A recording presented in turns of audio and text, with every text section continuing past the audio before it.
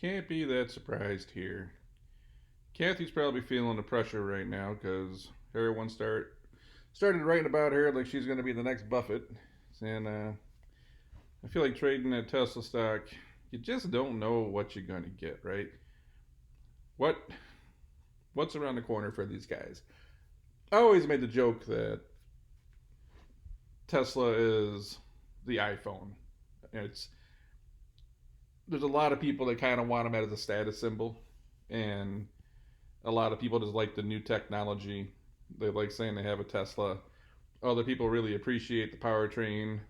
It's they're really fans of the brand, but it's just one of those things where I thought the iPhone at one point it was a status symbol to have an iPhone.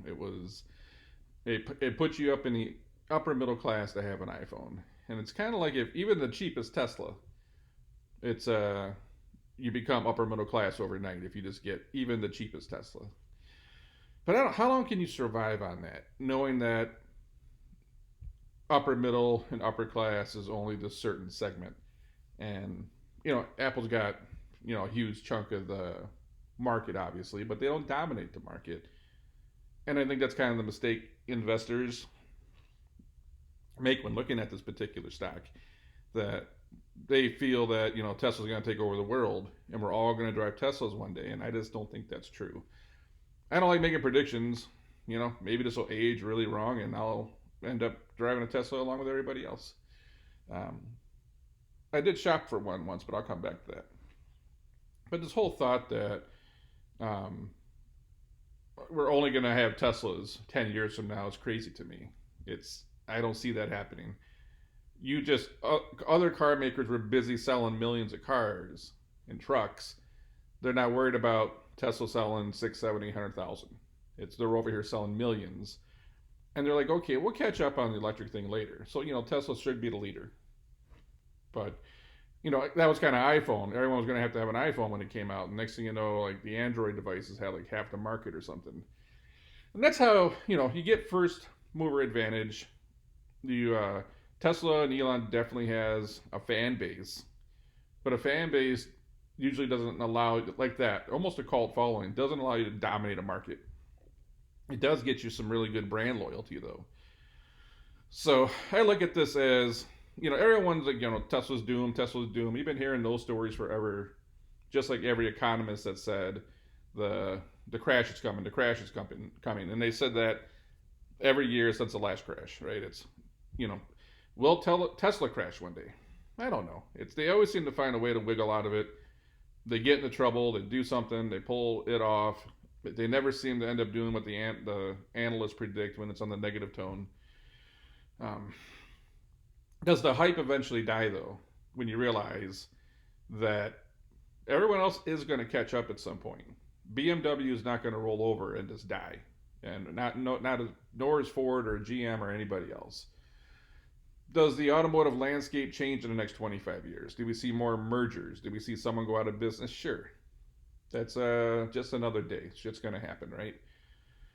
But when you stop believing the hype and you realize, all right, maybe if you look at the new Hummer truck coming out, the electric Hummer, that's probably the first electric vehicle that I was really excited to see. And I wasn't even excited. I wasn't looking for it. I was never a particular fan of Hummers. The H1, that was cool.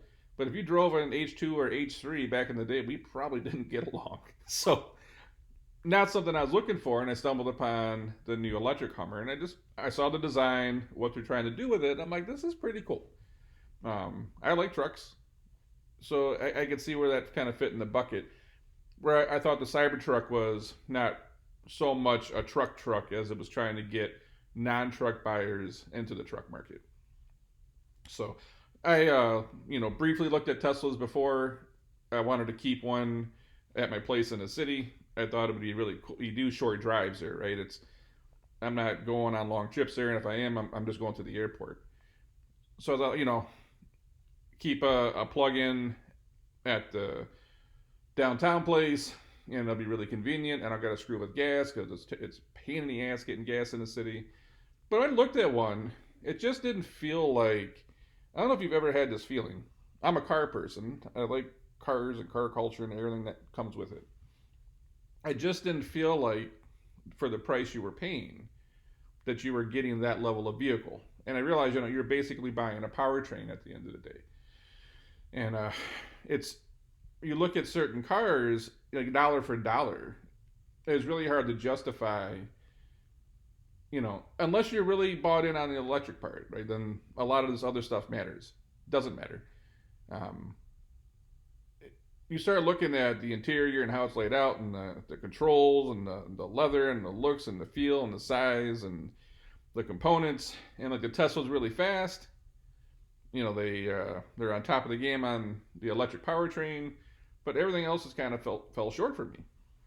And you start looking at some of these things costing 80, 90, 100,000 plus dollars, and you go sit in like a new BMW or a new Benz, and you're like, man, it's a long ways off from feeling like that. And that's where I often say, Tesla is a powertrain, but there's so much more to cars.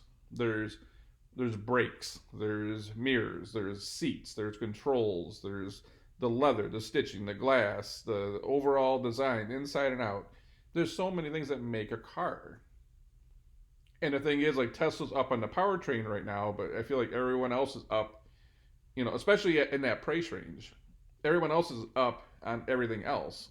So who gets there first? Does Tesla figure out how to make their car feel as luxurious as a BMW or a Benz, or does Benz and BMW just get their powertrain together first? I mean, it's a race.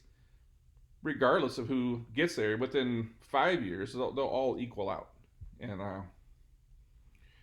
I don't believe in this thought that everyone's going to drive a Tesla one day. I think a lot of people are going to drive Teslas, like a lot of people have iPhones. But there's going to be a lot of people out there that also have Android devices. They're going to have Samsung phones, or something else that comes out in the future. So I can see where Kathy's probably, who knows what's going on. There's something that triggered her to dump $100 million at Tesla. If that's true, that she says it was going to rise over 300%, and now you're dumping it. Like, well, what do you know? Like, were you casually told something over dinner? Did you read a Bloomberg article that made you say, hey, I'm going to go dump $100 million? Or maybe it's just you look back and say, I don't know, man. There's a lot of other exciting stuff going on from a lot of massive automotive manufacturers. Maybe this hype is over. Like right now, you heard people talking about this stock was going to be at $1,500, and I didn't even look at it. What's it here? 741. Yeah, still up there. If you remember when it was like really charging up there for a little while, but it's like hype. I hate saying hype because I don't want to dog on it. The cars themselves are great, right? But the hype of Tesla's going to take over the world. Tesla's great at PR, and do we not understand that yet? Anytime something bad's coming, they drop a flamethrower. When something bad's coming, some bad news is out, they talk about a semi truck or the Cybertruck. It's there's some bad news going on from analysts. They talk about the Boring Company. They are the masters of misdirection. So people who are really fans think there's like no issues with Tesla. They're still kind of in startup mode. They still have issues. It's not going to go away. Every manufacturer has issues. You think about how hard it is for someone that's been around for 100 years. Imagine what it's like being Tesla right now. So, not surprised by this news. I'm just curious to see where it goes from here. I think Chipotle Girl is trading at like $1,800 or some shit. Like, nothing makes sense anymore. It's you sit around, you try to figure out, the way we looked at stocks and investments of the past is long gone. Nothing makes sense. It's we buy on emotion, we buy on what may happen, and even if we buy on what may happen and it doesn't happen, if there's enough hype around the company, the stock still keeps going up. It's craziness. So we shall see. Anyways, I always had this thought of Tesla as the iPhone, and hell, the iPhone's got like what 50% of the market or something. I don't know. Maybe Tesla ends up at 50%. We'll see.